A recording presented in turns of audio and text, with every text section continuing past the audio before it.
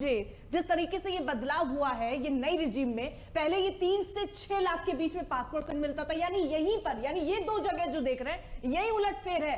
कितना उलटफेर, ऊंट के मुंह में जीरा माने या वाकई खुश होने वाली मुंह मीठा करने वाली बात है? नहीं अर्पिता जी, ये एक्चुअल में ऊंट के मुंह में जीरा जैसी ही बात है।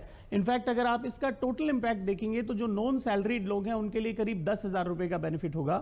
इसमें अगर सैलरीड लोगों के लिए 25,000 रुपए जो स्टैंडर्ड डिडक्शन को इंक्रीज किया है वो और जोड़ देंगे तो करीब 17,500 रुपए का आपकी टोटल टैक्स इंपैक्ट आएगी जो बेनिफिट होगा।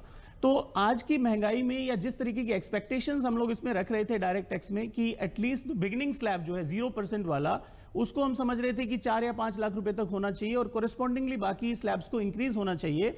उसके हिसाब से देखा जाए तो ये ऊंट के मुंह में जीरा से ज्यादा कुछ नहीं लगता। अच्छा, अगर मान लीजिए, क्योंकि यहाँ उम्मीद सबसे ज्यादा ये जो पहला कॉलम देख रहे हैं इस पर थी कि यहाँ कम से कम 0 से 5 लाख लिख के आए और उसमें 0 नई दर हो, यानी आपको कोई टैक्स ना देना पड़े। अगर ये बदलाव नहीं हुआ है तो इसके ये हो जाता तो कितना फायदा था, और जो हुआ है वो 17,500, क्योंकि सबसे मेन फोकस इस बात पर था कि जनता के हाथ में पैसा हो। ये 17,500 रुपए में क्या हो पाएगा? एब्सोल्युटली, अगर ये 3 से 5 लाख हो जाता तो एक इंसान जो 15 लाख से ऊपर की इनकम कमा रहा था उसको करीब 60,000 रुपए का और एडिशनल टैक्स में बेनिफिट होता। 60,000, यानी कहां 60,000 की उम्मीद पाले बैठे थे आप, 17,500 की उम्मीद ही पूरी हो पाई है। हाँ जी, लेकिन एक और जो ज्यादा इंपॉर्टेंट बात है समझने की कि एक तरफ उन्होंने टैक्स में थोड़ी सी राहत दी है लेकिन दूसरी तरफ टैक्स में उन्होंने बहुत सारा छीन भी लिया है। जो लोग आज की डेट में हम देखें, even retail investors stock market में काफी अच्छा इन्वेस्टमेंट कर रहे थे, बैंक से पैसा विड्रॉ करके लोग स्टॉक मार्केट में लगा रहे हैं। तो अगर आप देखें तो स्टॉक मार्केट में जो टैक्स पहले लॉन्ग टर्म कैपिटल गेन्स 1 साल से ज्यादा का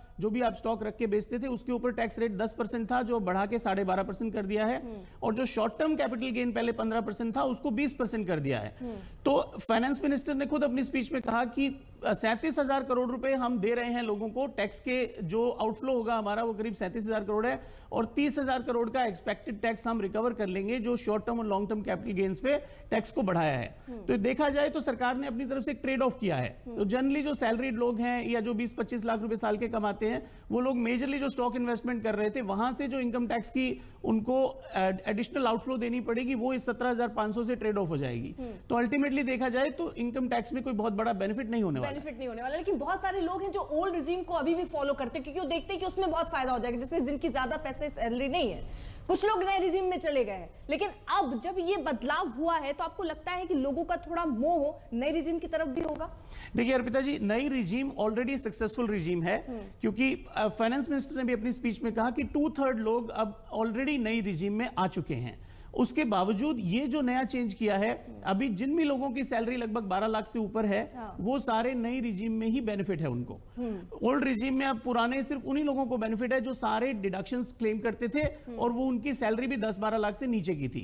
तो जनरली देखा जाए तो अब कोई भी पुरानी रिजीम में जाना नहीं चाहेगा। स्पेशली इतनी डिडक्शन लेने के लिए आपको इन्वेस्टमेंट्स करनी पड़ती है, LIC लेना पड़ता है और बहुत सारे। अगर मुंह मीठा करना है तो शुगर फ्री मीठा ले लिया जाए क्योंकि यही एक तरीका है, फायदा नहीं हुआ। चलिए अब सीधे लिए चलते हैं अंजना के पास। अंजना, जो उम्मीद थी, हालांकि अभी तक कुछ बदलाव नहीं हुआ, थोड़ा बदलाव हुआ है लेकिन ये भी ऊंट के मुंह में जीरा जैसा।